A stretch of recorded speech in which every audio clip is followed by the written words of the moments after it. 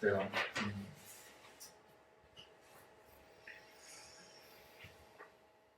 중세시대 1346년에서 1353년 사이에 유라시아 대륙의 유럽에 또 많은 사람들이 죽음에 시달리게 되었습니다. 그 죽음이 무엇인가? 흑사병입니다. 이 흑사병의 원인으로 되게 흑사병의 기원지가 어디냐면 중국 서남부 음남 지방에서 거기 쥐에게서 발생한 패스트균이 벼룩으로 옮겨지게 되고 이 벼룩을 통해서 14세기에 유라시아를 휩쓸었던 그 몽골을 통해서 유럽으로 확산되었다는 한 것이 흑사병입니다.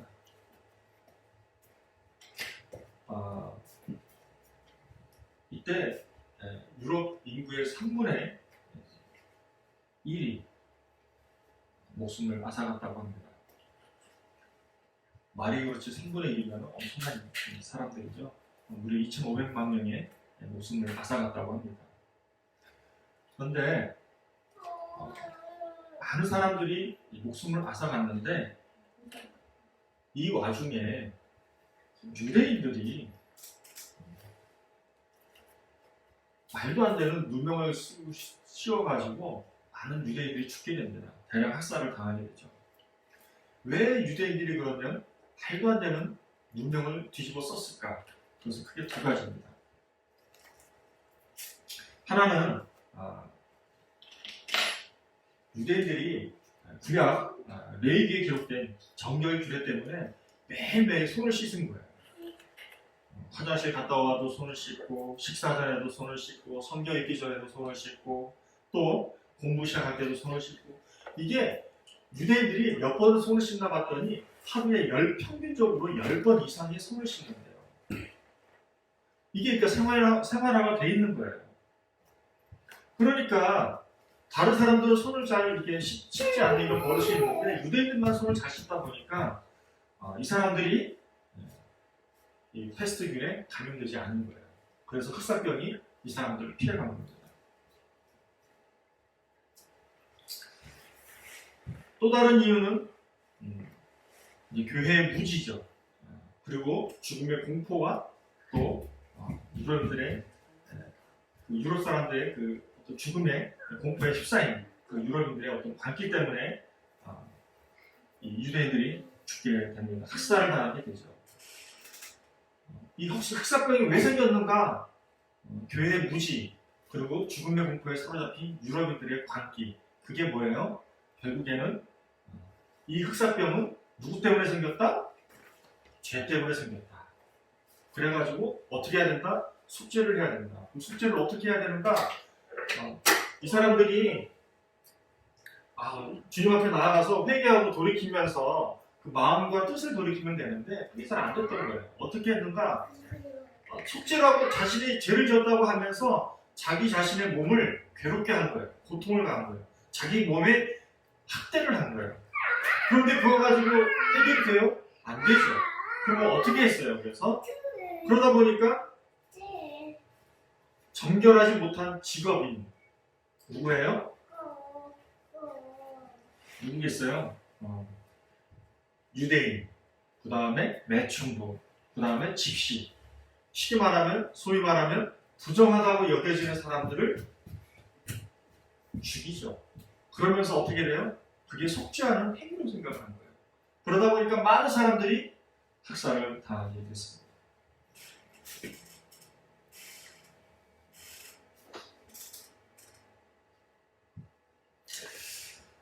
저런 흑사병에 대한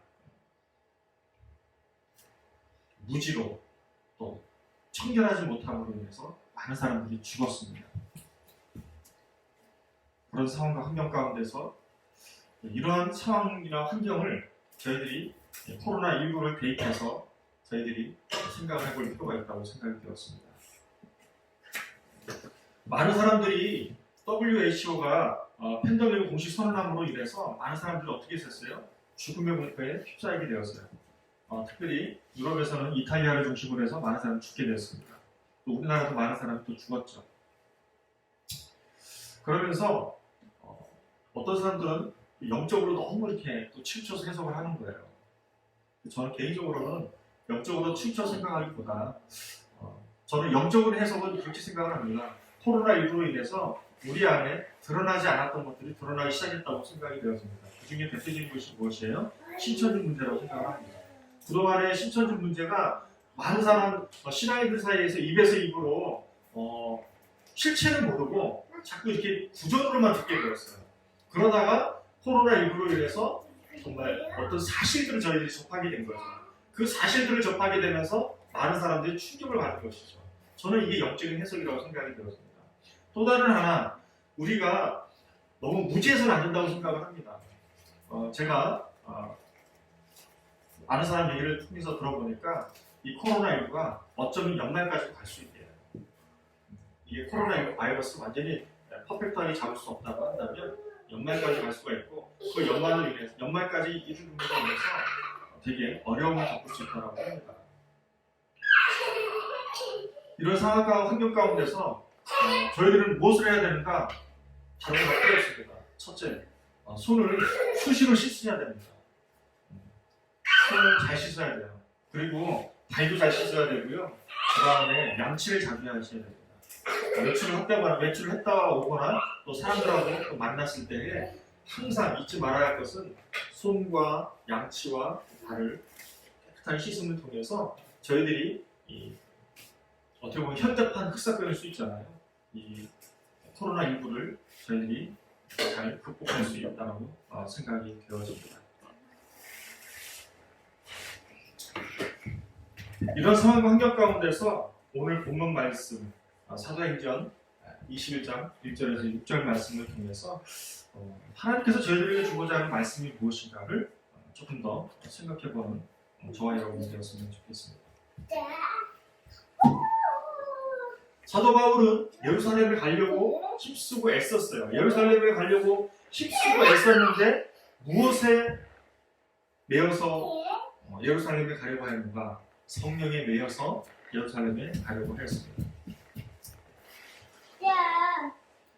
그래서 사도행전 20장 22절에서 말씀을 보면은 사도 바울의 성령의 매임을 받아서 예루살렘에 갈 것을 에베소 장로들과 감독들에게 알리죠. 그러면서 사도 바울은 뭐라고 말합니까? 이 예루살렘 여행에 대해서 사도 바울은 기억되죠? 사도 바울은 성령에 매여 가지만 그 예루살렘에 어떤 일이 생길지 알 수 없다라고 고백하고 있습니다. 그러면 성령이 매인다는 게 도대체 뭘까요? 제가 다음 장 한번 넘겨주시면요. 번역본의 차이가 있는데 성령의 매여가 개역개정에는 보라 이제 나는 성령의 매여 예루살렘으로 가는데 거기서 무슨 일을 당할는지 알지 못하노라라고 되어 있습니다. 근데 NIV 버전이나 NAD 버전을 보면은 뭐라고 해석되어 있냐면 성령이 이끌려. 성령에 이끌려라고 되어 있습니다. Complete by the Spirit. 성령에 이끌려라고 되어 있는데 성령에 매이는 것은 성령에 이끌리는 거고 성령에 이끌린다는 것이 무엇인가? 성령에 사로잡힌다는 뜻이죠. 결국 성령에 사로잡힌 사도 바울은 어떤 태도를 갖고 있는가? 아무리 힘들고 어려운 일이 생기고 사도 바울이 예상치 못하는 일이 생긴다 할지라도 또 고난과 핍박이 있는 예루살렘이라 할지라도 어떻게 합니까? 그게 22절에서 24절 말씀이에요. 우리 다음 장 넘겨주시겠어요? 22절에서 24절 말씀 우리 한번 다 같이 봉독해 보도록 하겠습니다. 시작! 보라, 이제 나는 성령에 매여 예루살렘으로 가는데 거기서 무슨 일을 당하는지 알지 못하노라. 오직 성령이 각 성에서 내게 증언하여 결박과 환난이 나를 기다린다 하시나 내가 달려갈 길과 주 예수께 받은 사명 곧 하나님의 은혜의 복음을 증언하는 일을 마치려 하면은 나의 생명조차 조금도 귀한 것으로 여기지 아니하노라. 사도 바울의 비장한 태도예요. 비장한 각오예요. 뭐예요? 사도 바울은 성령에 사로잡혀서 본인이 사명을 받아들이게 되는 거죠.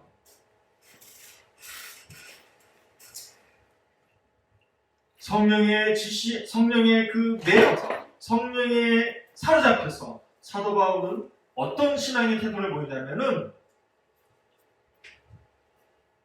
본인이 아무리 힘들고 어렵고 환난과 고난이 있다 할지라도 그것을 외면하지 않고 회피하지 않는 어떤 영적인 신앙의 태도를 보여준다라고 말씀드릴 수 있습니다. 그런데 이와는 정반대의 신앙의 모습을 보여주는 모습이 또 나옵니다. 그것이 누구인가? 바로 제자들의 모습이에요. 제자들의 모습을 통해서 우리는 또 다른 성령의 감동을 받은 그 모습을 볼 수 있습니다. 그것이 몇 장인가요? 다음 장으로 넘겨주시겠어요? 사도행전 21장 1절에서 4절 말씀이에요. 제자들을 찾아 거기서 이래를 머물더니 그 제자들이 성령의 감동으로 바울더러 예루살렘에 들어가지 말라 하더라 라고 되어 있습니다. 사도 바울은 에베소 장로들과 감독들과 헤어져서 뭘로 왔냐면 제자들을 찾아왔어요. 제자들을 찾으러 왔고 그곳에서 며칠 동안 있었냐면 7일 동안 누구를 기다렸어요? 제자들을 기다렸어요. 제자들을 기다리게 되면서 사도 바울이 그토록 기다렸던 제자들을 만나면서 사도 바울이 들었던 말이 뭐예요? 제자들이 성령의 감동으로 말미암아 바울더러 예루살렘에 가지 말라는 거예요. 아니 그러면 사도 바울이 성령에 매여서 예루살렘에 가려고 하는 거하고 사도 바울의 제자들이 성령의 감동으로 말미암아 바울더러 예루살렘에 들어가지 말라고 하니까 이게 도대체 무슨 말일까요? 제자들이 받은 성령의 감동은 다른 감동인가요?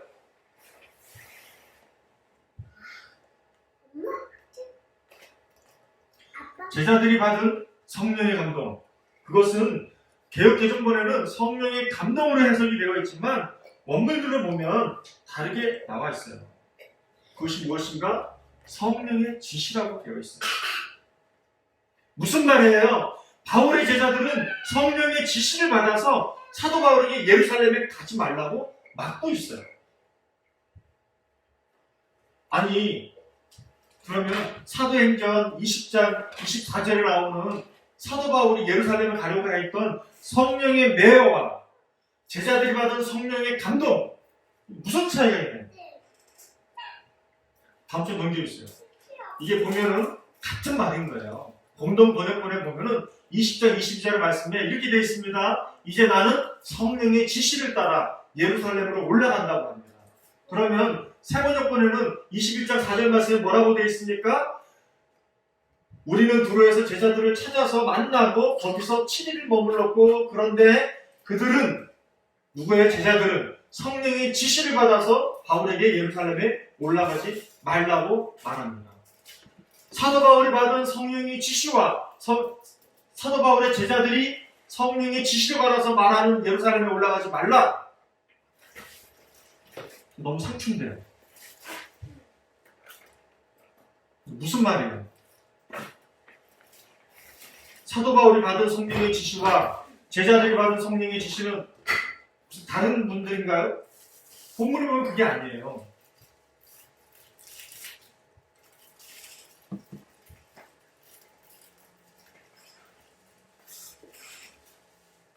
결국에 이 성령의 지시를 똑같이 바울도 받고 제자들도 받았지만 이 성령의 지시를 받은 이 사람들은 무슨 차이가 있는가? 그것은 해석의 차이가 있다고 말씀드릴 수 있습니다. 그러면 어떻게 해석이 달라졌을까요? 사도 바울은 20장 24절 말씀처럼 사도 바울은 힘들고 어렵고 고난이 있다 할지라도 그것을 무엇으로 받았어요? 사명으로 받았어요. 사도 바울은 사명을 받았어요. 그러나 사도 바울의 제자들은 사명으로 받지 않고 그것을 회피하는 것으로 해석을 했다는 거예요. 그러면 사도 바울의 제자들이 시험사는 사람들일까요? 성령의 지시를 받고 예루살렘에 가지 말라고 간곡히 권했는데 도대체 그럼 어떤 사람들이 성령의 지시를 받았기에 예루살렘에 이렇게 사도 바울이 이렇게 말하는 것일까요? 사도 바울의 제자들 가운데 누가 있었냐면 아가보가 있었어요. 아가보가 어떤 사람이에요? 예언하는 선지자였어요. 그것이 어떻게 나와 있어요? 사도행전 11장 27절 30절 말씀에 보면은 아가보가 이렇게 얘기를 합니다. 다음 장 한번 넘겨주실래요? 그때 선지자들이 예루살렘의 안디옥에 이르니 그 중에 아가보라는 한 사람이 일어나 무엇으로 말해요? 성령으로 말해요. 성령으로 말하면서 천하의 큰 흉년이 들리라 하더니 글라우디오 때에 어떻게 됐어요? 그렇게 되니라.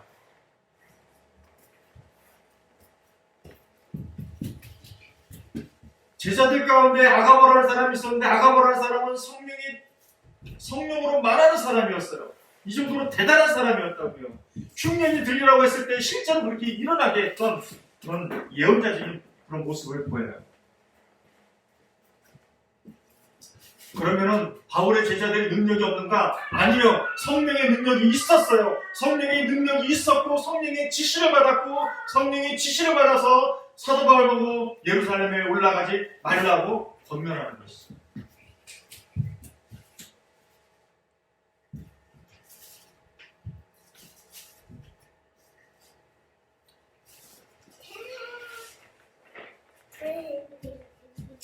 하지만 이와는 반대로 사도 바울의 성령의 능력은 어떤 것이었어요? 예루살렘을 향한 여정이었습니다. 이 여정은 고난과 핍박, 온갖 어려움이 기다리고 있는 그 예루살렘이었습니다. 하지만 아가보의 성령의 능력은 예루살렘의 어려움을 받고 똑같이 그 어려움을 또 그 환난을 받지만 그 어려움들을 피하는 것으로 해석을 한 것이죠.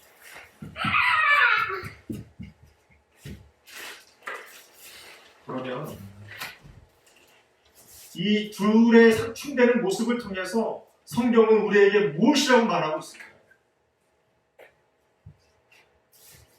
모세는 하나님을 만났어요.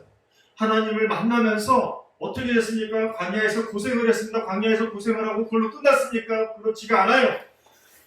모세는 하나님 앞에 부르심을 받은 순종하는 신앙이었지만 그럼에도 불구하고 이스라엘 백성들을 출애굽한다고 하면서 그 출애굽 과정에서 얼마나 많은 어려움들을 겪었습니까? 무려 80년이나 되는 엄청난 시간을 고생을 합니다. 어려움을 겪습니다. 그 어려움을 겪는 가운데서 결과가 좋으면 좋은데 결과가 안 좋아.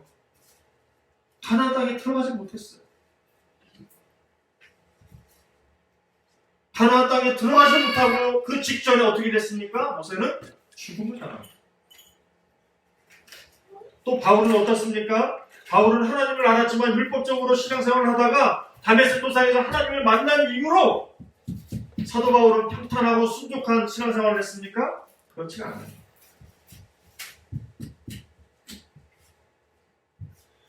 많은 능력이 있는 사도 바울이었음에도 불구하고 오히려 예수 그리스도의 도를 전한다는 이유로 사도 바울이 죽기 전에는 아무것도 먹지 않고 금식하면서 사도 바울을 죽이기까지 한 뭐가 조직이 되었어요? 암살까지 조직이 되었잖아요. 또 사도 바울은 돌에 맞아서 죽음 직전에 이르렀고 또 배가 침몰해서 구사일생으로 살아남게 된 그 사람이 누구예요? 사도 바울.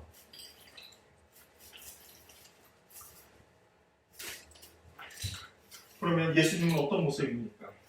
예수님은 하나님께서 보내신 하나님의 아들이었어요. 신이었어요. 신이었음에도 불구하고 사람들에게 어떻게 됐어요? 외면을 당했어요. 외면당하고 조롱당하고 죄 없이 억울하게 어떻게 됐습니까? 십자가에 못 박혀 죽어야 했어요. 여러분 생각을 해보십시오. 예수님이 능력이 없었습니까? 실적인 능력이 있었습니다. 귀신들도 쫓아내고 아픈 사람도 치유가 일으키는 그런 능력을 보여줬음에도 불구하고 안식일을 어겼다는 이유만으로 어떻게 되었어요? 십자가에 못 박혀 죽으셨어요. 모세와 같은 신앙, 바울과 같은 신앙, 그렇게 능력 있는 신앙의 모습이 있었음에도 불구하고 그들은 어려움이 있었어요.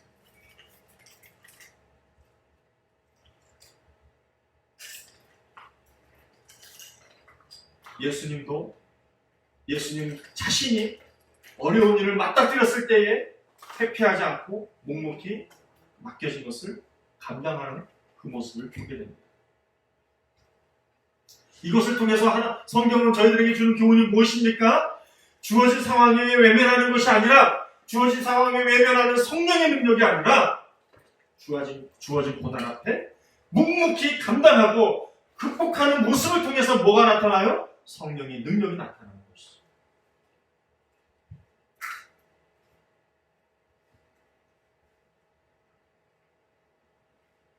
그런데 많은 신앙인들은 어떤 모습을 보입니까?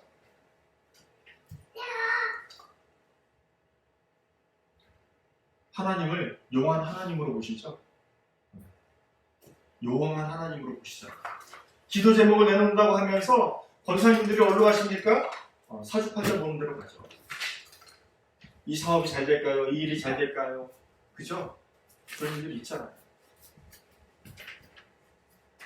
신앙인들이 신앙생활 한다고 하면서 고난 앞에, 어려움 앞에 직면하였을 때에 그들이 찾는 것은 뭐예요?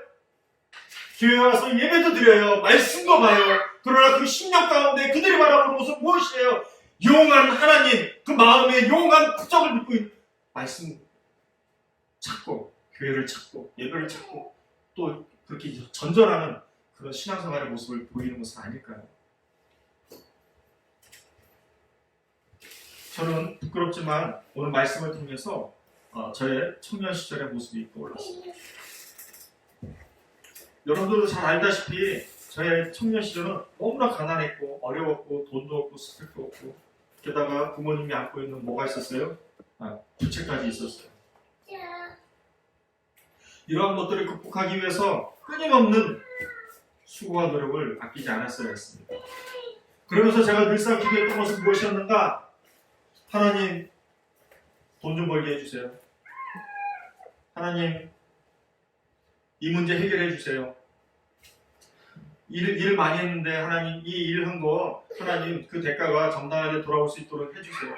그러면서 끊임없이 기도하고 끊임없이 예배하고 끊임없이 말씀 보면서 하나님의 놀라우신 능력과 역사하심을 기대했어요.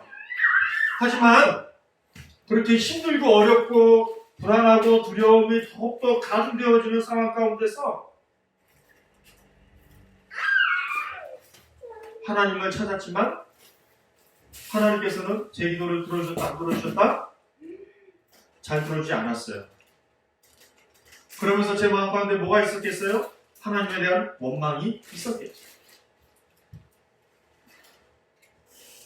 그럼에도 불구하고 제가 끊임없이 예배하고 말씀을 통해서 제가 알고 있는 신앙은 무엇이었냐면 이 어려움들을 딛고 일어서기 위해서 끊임없이 노력해야 되는 모습이었어요. 힘들면 예배하고 이것이 끊임없이 냉탕과 온탕을 반복되어져 가는 그런 신앙생활을 하게 되었어요.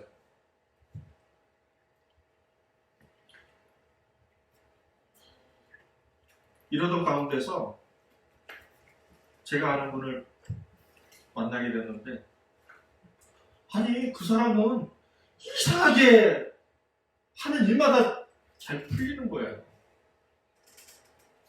근데 저 옆에서 보니까는 적당히 거짓말도 하고 적당히 무마시킬 줄도 알고 그러더라고요.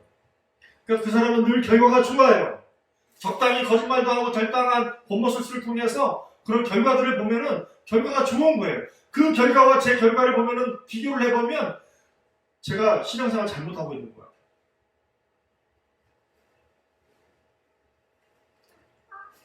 그러니까 제 마음 가운데 뭐가 있었겠어요? 억울함이 있겠죠. 억울함이 있죠.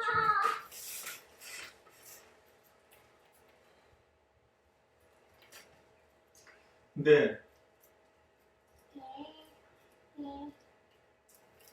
제 신앙이 이거와 비교를 했을 때 그 결과를 대조를 해놓고 봤을 때 흔들리는 거예요.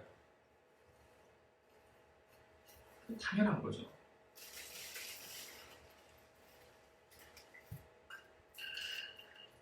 그런데 오늘 말씀을 통해서 저희들에게 주는 교훈이 뭐예요?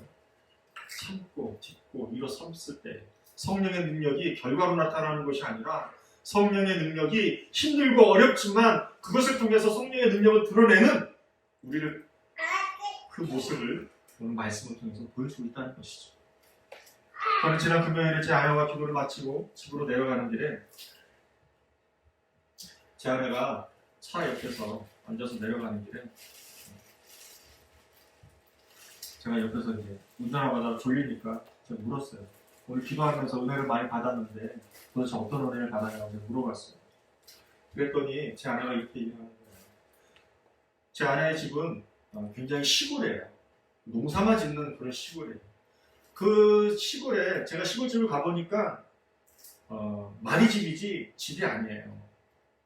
그 정도로 낡은 판자촌과도 같은 그런 집이었어요. 그 집에서 초등학교, 중학교, 고등학교까지 생활을 한 거예요. 그런데 그 집이 얼마나 추웠는지 저희 집사람이 공부를 하면서 그 집에서 생활을 하고 있었는데 무릎을 꿇고 공부를 했대요. 너무 추우니까 무릎을 꿇고 공부를 했는데 그 추위 때문에 다리가 계속 부었다는 거예요. 뭐 먹어서 부은 것도 있겠지만 어쨌든 부었대요. 너무나도 춥게 생활을 하는 그 집이었대요.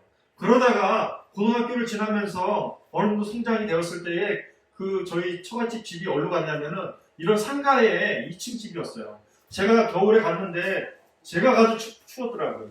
추웠는데 아니 그곳에서 추운 집에서 생활을 한 것이죠.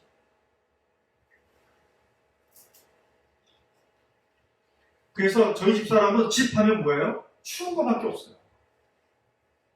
그러다가 이제 서울로 상경했어요. 서울로 상경하면서 어디에서 생활했냐면 빌라 반지하에서 생활을 했대요. 그 반지하에서 생활하는데 그 집도 추웠대요.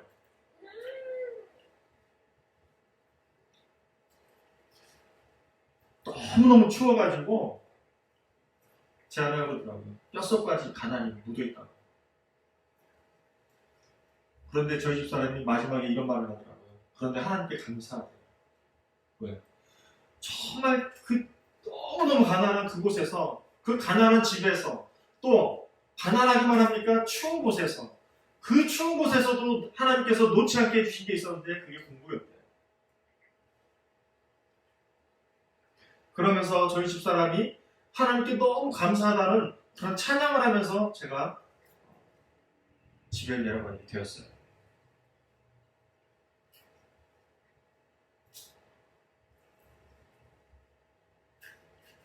저희 집사람이 저와 결혼을 하고 나서 신혼 6개월 만에 저희가 상계동 들어갔잖아요. 상계동은 아파트가 있잖아요. 저희 집이 아파트였는데 저희 집사람이 제가 그런 얘기를 처음 들었어요. 아파트가 어떻게 생긴지 몰랐대요. 저희 집에 가면서 아파트 생활을 했는데 아파트 생활이 그런 것이라는 것은 처음으로 체험하게 됐대요. 몇 살에 체험한 거예요? 30살이 넘어서 아파트 생활을 하게 된 거죠. 제 아내의 간증을 통해서 그 칠흑같이 어두운 그 가난한 시절을 다 버티면서 하나님께서 무엇으로 드러난 것입니까? 제 아내가 열심히 능력이 좋아서 공부를 한 것입니까? 그게 아니죠. 하나님께서 제 아내에게 은혜를 주셔서 공부의 끈을 놓지 않게 하시고 그 공부의 끈을 놓지 않으면서 성령의 능력이 이렇게 드러난 것이 아니겠습니까?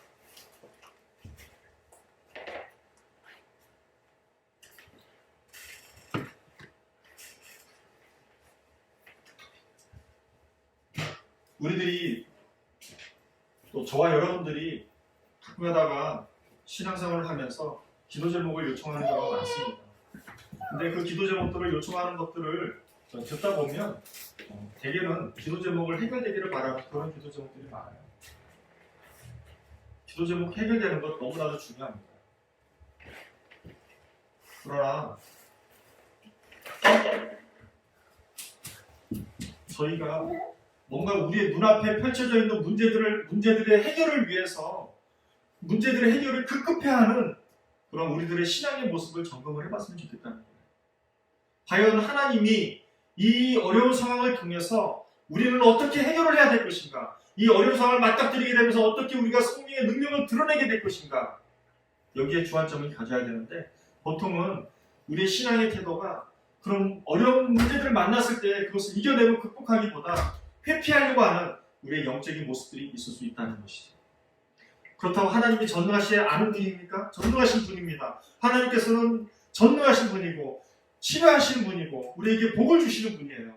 우리는 그 복을 기대를 해야 돼요. 그러나 오늘 말씀을 통해서 저희들에게 주는 도전이 무엇입니까?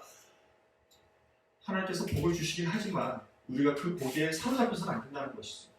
우리가 하나님께서 우리에게 주신 권능이 있고 능력이 있는데 그 능력을 통해서 성령의 능력을 드러내려고 하는 통로로 쓰임을 받아야 되는 것이지, 우리가 문제 해결하기 위해서 급급해야 하는 저와 여러분이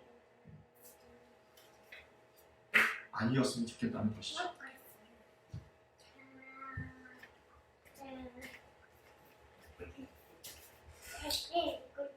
제가 어제 그것이 알고 싶다를 보면서 신천지 얘기가 나왔잖아요. 신천지 핵심이 뭔지 알았어요. 신천지 핵심은 거짓이잖아요. 그 거짓이 전도를 위해서, 구원의 나라를 위해서, 하나님 나라를 이루기 위해서 거짓말을 해도 된다라고 해서 본인들이 세워놓은 체계를 가지고 열심히 전도했잖아요. 근데 어제 맨 마지막에 거의 끝날 쯤에서 굉장히 충격적인 모습이 제 눈에 보였어요. 그것은 뭐였냐면, 이만희 씨가, 신천지의 이만희 교주가 성도들을 그렇게 많은 사람들 모아놓고서 뭐라고 가르치냐면 거짓말하지 말라고 가르치더라고요. 나가서는 거짓말해도 된다고 하고서 막상 그 교회 안에 와서는 거짓말하지 말라고. 그것도 한 번도 아니고 여러 번 말을 하면서 성도들을 막 질책하는 그런 모습을 제가 보게 되었어요. 성도들이 신천지에 왜 갔을까요?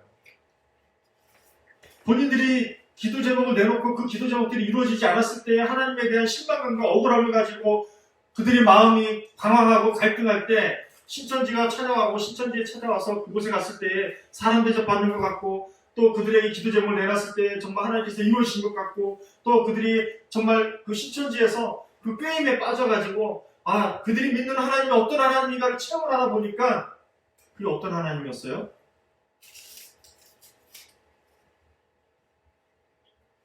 결국에 용한 하나님이잖아요.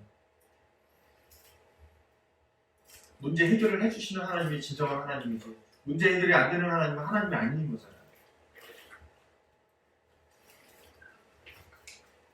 사랑하는 동역자 여러분, 우리의 신앙생활은 우리의 목적과 목표가 달성이 되는 것도 중요하지만 성령을 드러내는 신앙의 태도가 중요하다고 생각이 되었습니다. 저와 여러분들 앞에는 많은 문제들이 있어요. 근데 그 문제들 앞에 우리가 어떻게 해석하고 어떻게 분별하느냐가 너무나도 중요하다는 것이죠. 오늘 말씀을 통해서 저와 여러분들에게 주는 것은 우리가 감당할 수 없다 할지라도, 우리가 버겁다 할지라도 하나님께서는 저와 여러분들이 그 고난을, 어려움을 회피하는 그런 분별이 아니라 오히려 어려움들을 감당해내면서 성령의 능력을 드러내는 그런 성령의 능력을 드러내는 그런 분별력을 갖기를 원한다는 것이죠. 왜 그렇게 해야 되는가? 성경에 나오는 많은 신앙의 선배들이 있고, 또 예수 그리스도의 삶을 통해서 저희들이 무엇을 알 수 있어요? 그것은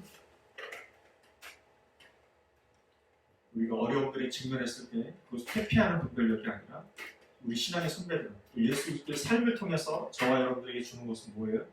여러분들을 헤쳐나가고 그것을 정면으로 맞서서 그것을 사명감을 가지고 극복해내는 그 모습을 통해서 저와 여러분들의 힘이 되고 용기가 되는 것이 아니겠습니까?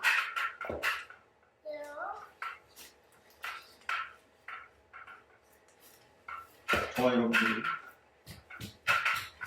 우리의 힘으로 갈 수 없지만, 또 두렵고 떨리는 일이지만, 우리가 상황과 환경에 이유와 변명을 대고 회피하고 외면하고 싶지만 성령의 도우심을 받아서 성령의 능력으로 감내하는 저와 여러분들의 주님의 능력을 축원합니다. 기도하겠습니다. 하나님 감사합니다. 세상은 고난과 어려움을 피하는 것이 지혜라고 말합니다. 그것이 복받는 삶이고 복받는 인생이라고 말합니다. 또 교회 생활은, 하나님을 믿는 신앙생활은 어려움도 해결되고 물질 문제도 해결되고 돈도 많이 벌고 삶의 모든 문제들이 해결되는 그런 신앙생활을 원하는 성도들도 많습니다. 영한 성령님의 능력을 원하는 우리들의 모습도 있습니다. 하지만 우리 바리길교회 온 성도님들, 힘들고 어려운 현 상황에 사도 바울과 같이 사명으로 감당해서 성령의 능력을 드러내는 하나님의 귀한 종들이 될 수 있도록 주님 역사하여 주시옵소서. 감사드리며 살아계신 예수 그리스도의 이름으로 기도드렸습니다.